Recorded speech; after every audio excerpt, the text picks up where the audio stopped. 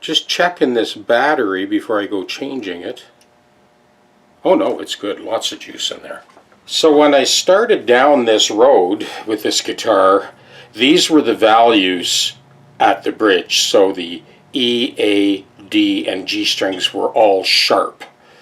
So that means that the focal point had to move back and the action moved down. So we went with an 11 to 50 string, which turned out to work beautifully with this guitar. It's been a long time since I've seen this system, but I remember when it came out. And it's quite unique in its design. Each of these individual saddles sort of goes up and down like a piston. It's quite an interesting design. Leave it to the Japanese to come up with something so brilliant. Each of these individual saddles needed to be reduced in height from underneath. Very gently, you lose that material pretty quick. And the focal point on these 4 saddles needed to move back in order to lower that sharpness I was just talking about. Now the combination of lowering each of these saddles, moving them to the back edge, and going with the lighter string, we ended up with beautiful intonation on this. The other thing that's unique on this design, I'm sure you've noticed already, this inlaid ebony piece is where the strings go, obviously. And by design, they have eliminated any deflection. They get a good sharp break angle on the string that pushes down directly on each of those individual saddles, because that's how the pickup system works. There's pros and cons to every design. Over time, you can see all this bruising that ended up happening to the soundboard.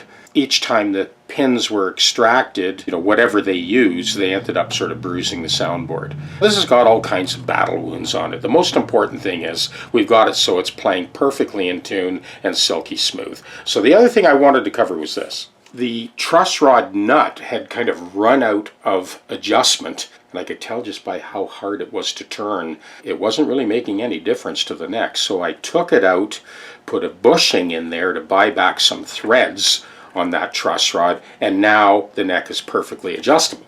At some previous point in time, somebody had taken this out and shimmed it up to raise the action for a couple of reasons. One is they couldn't adjust the truss rod. Secondly, there were high spots all the way across that neck to body junction that needed to be leveled, reground, and polished in order to bring the action down to where it really should be. And the other point I want to make is when this was raised, this whole harness with those individual saddles had twisted in the slot. So I ended up lowering that action, and at the leading edge here there was quite a big space between the ebony and the edge of the sort of plastic harness for those saddles. So I gently press fit a piece of rosewood in there to solidify that. And by dressing the frets, we were allowed to bring the action down. It's beautiful to play now. So we did a full fret dress. We took care of this high end here, and then recrowned and polished, and then did a full length polishing of the frets. This guitar, I'm sure, is playing better than it ever has. Let's have a listen.